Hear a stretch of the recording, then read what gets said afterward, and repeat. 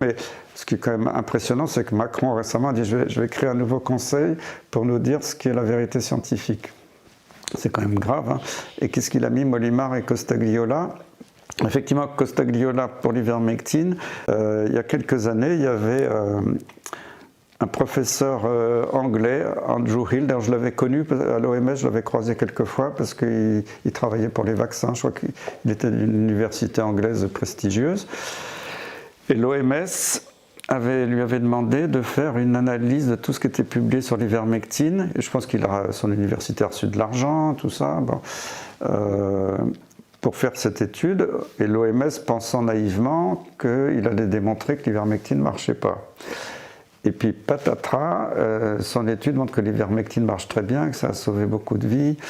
Il est enthousiaste au début, c'est un gars. Moi, Andrew Hill, quand je l'ai connu, c'est un type plutôt sympa, qui avait l'air sincère.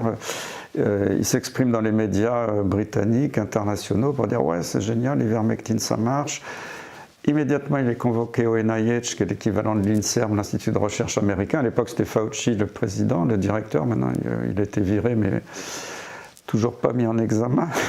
Et, alors, je ne sais pas s'il a vu Fauci lui-même ou un de ses sbires, mais il est revenu des États-Unis la queue basse en disant « Ah, mais finalement, je me suis emballé un peu trop vite, j'aurais pas dû conclure ça parce que les études sur lesquelles je me suis appuyé n'étaient pas très bonnes, il faut tout refaire, repartir à zéro. » Et bon, ça se voyait on l'avait retourné totalement. Hein. Bon, il n'avait pas peut-être trop le choix.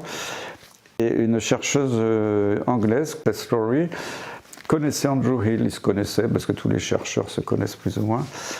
Et un jour, elle l'appelle, elle écoutait Andrew, et vous vous rendez compte de ce que vous avez fait en changeant vos conclusions. Vous savez combien il y a de morts du Covid dans le monde? À l'époque, je crois qu'il y avait 4000 morts, je ne sais plus le chiffre exact par jour, 9000 morts. Bon.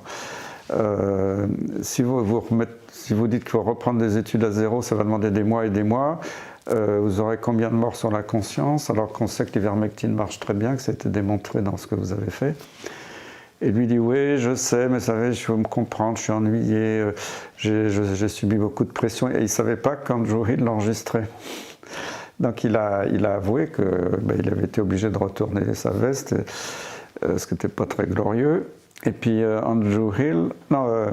Tess Lawrie lui demande mais Andrew, qui vous a le plus influencé pour changer vos conclusions? Il a dit c'est le professeur Dominique Costagliola de l'INSERM à Paris.